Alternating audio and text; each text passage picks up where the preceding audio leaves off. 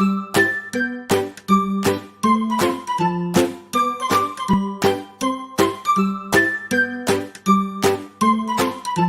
शहर में एक बहुत बड़ा मकान था। उस मकान में चूहों ने डेरा जमा रखा था। जब भी मौका मिलता वे अपने अपने बिलों से निकलते और कभी खाने की चीजों पर अपना हाथ साफ करते तो कभी घर की अन्य चीजें कुतर देते। उनका जीवन बड़े मजे में बीत रहा था। इधर मकान मालिक चूहों से तंग आ चुका था, इसलिए वह एक बड़ी सी बिल्ली लेकर आ गया। अब वह बिल्ली उसी घर में रहने लगी। बिल्ली के आने से चूहों का जीना हराम हो गया। जो भी चूहा बिल से निकलता वह उसे चट कर जाती। चूहों का बिल से निकलना मुहाल हो गया था।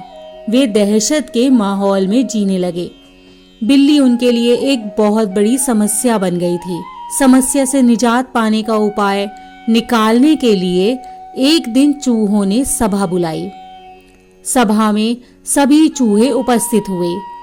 सभा की अध्यक्षता कर रहे चूहे ने सबको संबोधित करते हुए कहा, साथियों, आप सब जानते ही हैं कि हम लोग बिल्ली रूपी समस्या से जूझ रहे हैं। वह रोज हमारे किसी न किसी साथी को मारकर खा जाती है।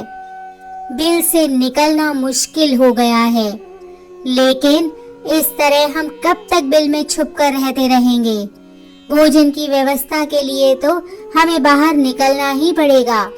यह सभा इसलिए आयोजित की गई है ताकि हम सब मिलकर इस समस्या का समाधान निकाल सकें। आप सभी के सुझाव आमंत्रित किए जाते हैं। आप एक एक करके बारी बारी से अपने सुझाव दे सकते हैं। एक एक करके सभी चूहों ने इस समस्या पर अपनी अपनी सोच के हिसाब से सुझाव दिए, लेकिन किसी भी उपाय पर एक मत नहीं हो पाए। तब अंत में एक चूहा उठा और चहकते हुए बोला, मेरे दिमाग में अभी अभी एक बहुत बढ़िया उपाय आया है।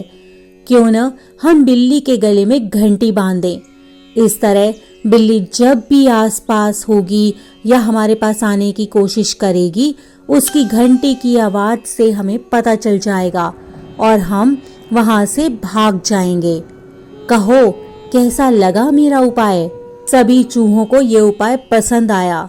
वे खुशी से नाचने और झूमने लगे, मानो उनकी समस्या का अंत हो चुका हो।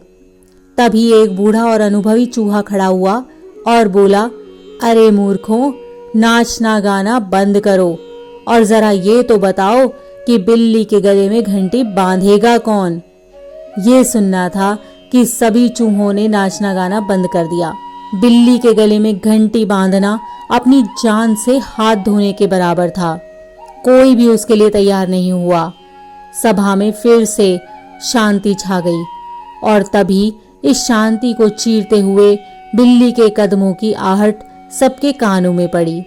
फिर क्या था, सब सिर पर पैर रखकर अपने अपने बिलों की तरफ भाग गए। तो बच्चों, क्या सीखा तुमने? योजना बनाने का कोई औचित्य नहीं है यदि उसको लागू ही ना किया जा सके। इसलिए हमें हमेशा ऐसे प्लान्स बनाने चाहिए जिनको कि हम अच्छे तरीके से लागू कर सकें।